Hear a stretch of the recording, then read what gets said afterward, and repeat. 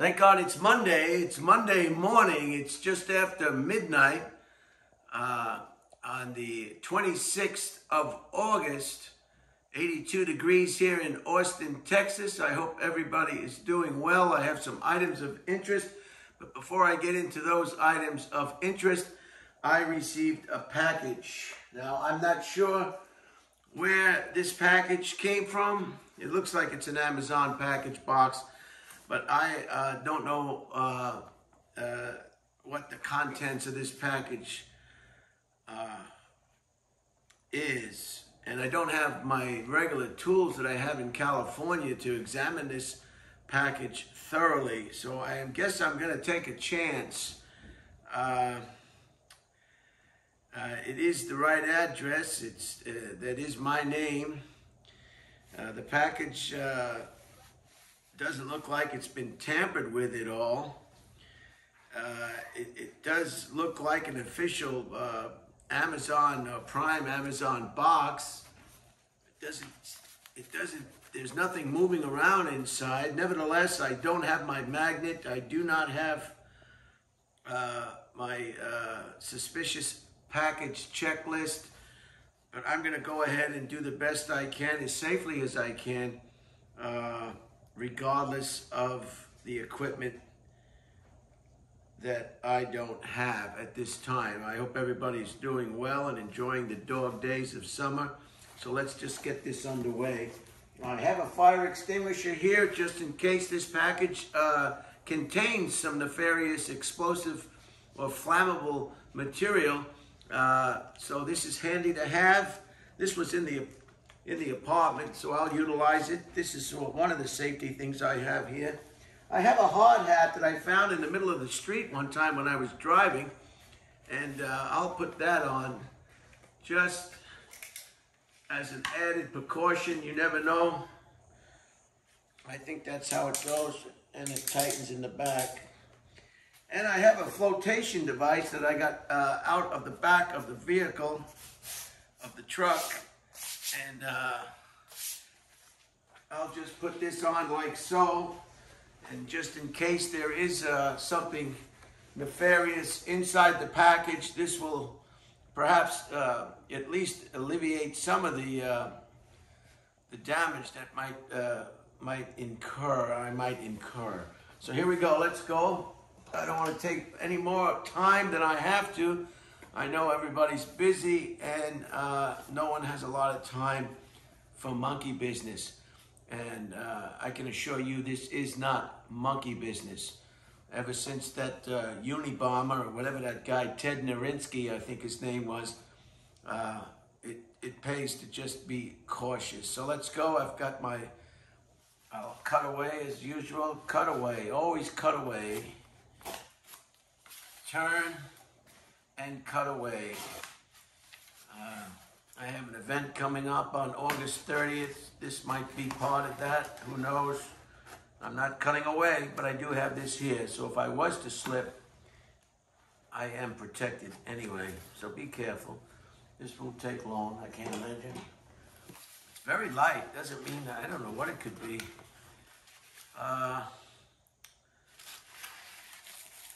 Another bag, empty box. Always check the contents of the box. I think perhaps it's clothing. I don't have my safety glasses or my ear protection, so like I say, I'm kind of winging it, kind of taking a chance. And so you have to decide what kind of chances you have to take. Another empty bag. These are good bags. These can be reused for any number of functions. Okay, here it is. It's got some blue tissue paper. I guess it's soft. It must be clothing.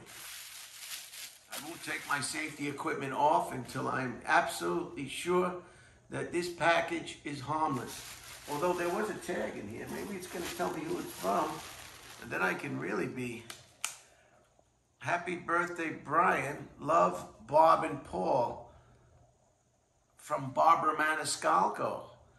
That would be my sister Barbara and her husband Paul from Fort Myers, Florida. So that's going to make me feel a lot more comfortable. A lot more comfortable. I mean, I can't feel more comfortable than I'm feeling right now, knowing that I know who Barbara Maniscalco is and Paul Maniscalco is Fort Myers. So this is, I'm convinced, but I'm not gonna rest on my laurels either. So I will still keep my safety equipment on. And tissue paper. This can be reused as well. This looks like, I'm thinking a bathing suit perhaps.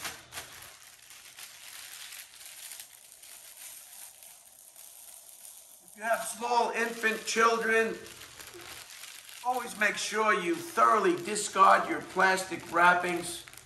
Suffocation is a real danger for infants and toddlers. Make sure you discard any plastic. Make sure it's harmless. It's thrown out properly and out of reach of any adolescent child that could, you know, very dangerous. So don't let that happen. Take the precautions. Is it a bathing suit or is it a shirt? Oh, it's a beautiful shirt. Wow. Beautiful. This is going to be nice. Look at this beautiful shirt. Can you see the shirt? Thank you, Bob and Paul. This is an extra large 3X, which is going to be just what I need. I like it when it comes with an extra button, too. And this is Goofany, if I'm pronouncing it correctly. So I'll put that aside, and thank you very much. That'll come in handy in this very hot weather. I'll take off my protection, my protective gear, and get right into the items of interest. 1916, Woodrow Wilson signed the Organic Act. And what this was, the birth of the National Park Service. And the rest of the world has followed suit. And many countries throughout the world have their own national parks. And they were all started in the good old US of A by Woodrow Wilson, the Organic Act, 1916. And on another side note, if you are a veteran of the US military in any capacity, and you have a service-connected disability or a percentage, as they say, you can receive an access, full access, no charge, to every national park in the country. So if you know a veteran, or if you're a veteran and you qualify, you can easily find out if you qualify or not. Let them know what they're missing out on, and they will never be charged a cent to enter any national park in the United States. The national parks and federal recreational land pass, America the Beautiful. So it's a wonderful, wonderful thing. So there are good things that the government does. It just have to look kind of hard. So that was the Organic Act. In 2009, we lost Ted Kennedy. He was 77 years old. On this day in history, he lost his battle with brain cancer. And he was a remarkable spokesman for the middle class. He really, really cared about the American people. You don't hear too much of that now. A lot of lip service, a lot of promises, but no real tangible evidence of any accomplishments per se. And these are my opinions as well. Ted Kennedy, he was something else. I think they called him the Lion of the Senate, if I'm not mistaken. Ted Kennedy. And we have Neil Armstrong passed away today in history in 2012. Ted Kennedy, we lost Ted Kennedy in 2009. Neil Armstrong was the first man to step foot on the moon, and he said it was, what did he say? One small step for man, and one giant step, and one giant leap for mankind. So Neil Armstrong, he was 82 when he passed away, and he was something else. Which brings me to today's topic: the stranded astronauts up in the International Space Station. Boeing is at it again. This latest problems are not the first problems with this vehicle, this space vehicle called the Starliner. They had problems when they were testing it without astronauts. It failed to reach the correct orbit because the clock inside the vehicle had been set to the wrong time, and the thrusters didn't activate, or activated too early, or didn't activate in time, and it failed to reach orbit. They also had a stuck valve. They fixed that, and there was some kind of helium leak, and they had some problems with the thrusters. So it finally took off and brought these two astronauts. You can Google all the pertinent information. And then they got up there and they found out that the thrusters are not working, and they have a helium leak. Helium is used to pressurize the fuel canisters or the fuel holding cells, and they have a leak with the helium. And they also discovered that some of the thrusters aren't working properly. So they told the astronauts, we won't be able to take you back till 2025, next year sometime. And they're going to bring them back with Elon Musk's, one of his vehicles. And Boeing is continuing to stumble, continuing to cause problems for its own company's bottom line, and for the safety of astronauts and the flying public as well. Boeing used to have a reputation that couldn't be beat. I mean, Boeing was Boeing. I mean, they made airplanes like nobody's brother. And then they got into shareholders, and they got into making money, and they farmed out a lot of their stuff, and they cut back on inspections. And with this high-tech type of technology and engineering, you gotta have all along the way of the engineering process and development, you have to have checks and balances. You have to have what they call inspectors. You have to have inspectors that inspect the inspectors. I mean, nothing can go wrong when you're dealing in flight, whether it's out of the solar system or inside the solar system on Earth. And they failed to realize this. These two Boeing accidents, I think one in Egypt and one in Malaysia, was caused by they wanted to save money on pilot training. And the pilots couldn't figure out why the nose kept going down. They didn't know to pull the circuit breaker. It wasn't in any kind of training. So the whole thing is nefarious. It's very, very sad. How'd you like to lose a family member because Boeing wanted to save money on pilot training? So they're having the same problem with this vehicle called the Starliner. I think it's called the Starliner vehicle, and it's very disappointing to have a company that you hold in such high esteem develop, and it all starts from the top.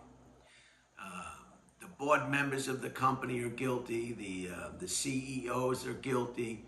All the money men, the bean counters, all that small group in the head office are responsible for what seems to be the downfall of a once proud company. And you know what they always say? They always say, well, we have to